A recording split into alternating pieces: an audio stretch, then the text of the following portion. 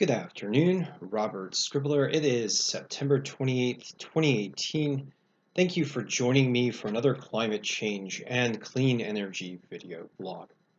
Now, for this segment, I am going to provide you with another update, one with regards to Tesla's expected production rate for the third quarter, but also with what appears to be what might be a biased and politically charged attack against Tesla CEO Elon Musk by the SEC. I'll get into that later. Before I do, I'd just like to talk about the circumstances of the SEC filing against Tesla. Earlier this summer, Tesla CEO Elon Musk announced his intention over Twitter to take the company private, in which he stated that funding was secured. The SEC is alleging in its lawsuit against Elon Musk that these statements and the follow-on statements that preceded were misleading to investors and has supposedly taken the championship of Tesla's shareholders and is charging Tesla CEO Elon Musk with making misleading statements and is seeking to remove Musk's control of Tesla and is likely going to sue Musk for a considerable sum of money. That said, I just want to say that many Tesla shareholders do not share this view. Many Tesla shareholders are making statements like, well, we understood that Tesla might not have gone public, that even though Elon Musk stated that funding was secure, it was pretty clear that it wasn't a done deal, that it was still a work in progress. And generally, it seems that Tesla shareholders understood that the notion of attempting to secure funding from agencies such as Saudi Arabia might have been fraught with uncertainty, which is one of the reasons why many Tesla shareholders knew and reported that though going private was something they supported, it was not yet a done deal.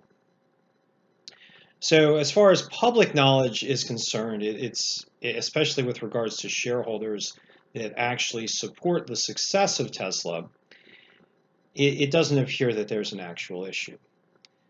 That said, SEC is going after Tesla with all guns blazing. And for me, this calls into question motivation. We know that the Trump administration has been anything but friendly to clean energy. And in general, traditional Wall Street types have tended to generate a biased attack against Tesla in the media. In particular, I'd just like to call your attention to some of the background of Trump's pick for SEC head Jay Clayton. And Jay Clayton wasn't necessarily the most controversial figure for a Trump appointee. Both Democrats and Republicans voted for Jay Clayton's appointment to SEC head. But there are a few things in his background that, at least for me, raise a couple of concerns, raise a couple of red flags. And some of those include his former clients, which include Deutsche Bank, Volkswagen, the Weinstein Company, and UBS, all of which, to one degree or another, have some exposure to fossil fuel-based special interests. It's also worth noting that one semi-controversial point during his appointment hearings was an expression of concern that Clayton had represented the Swedish firm Telia Sonera in a proposed venture that would combine Russian telecommunications companies Megafon and Altimo. So a number of potential conflicts of interest with regard to Trump's SEC head in what appears to me to be a highly biased filing against Tesla by Trump's SEC, and in the context of an overall assault on clean energy by the Trump administration. So, in my opinion, and I'm going to state that this is an opinion because we don't really have a complete set of facts to go on with regards to motive. And anytime that we start to talk about motive, there's a degree of speculation that is involved. But that said, there does appear to be a growing trend among Trump-based appointees and agencies and political heads across the spectrum of the government as it relates to Trump appointments to attack clean energy. And we know that Tesla is a major clean energy leader. In fact, it's the only large all clean energy automaker in the world. And in my opinion, for this reason, Tesla has received unfair treatment in the auto media, and as well as severely unfair treatment in the investment media, now extrapolating to what appears to be a politically charged attack against Elon Musk by the SEC.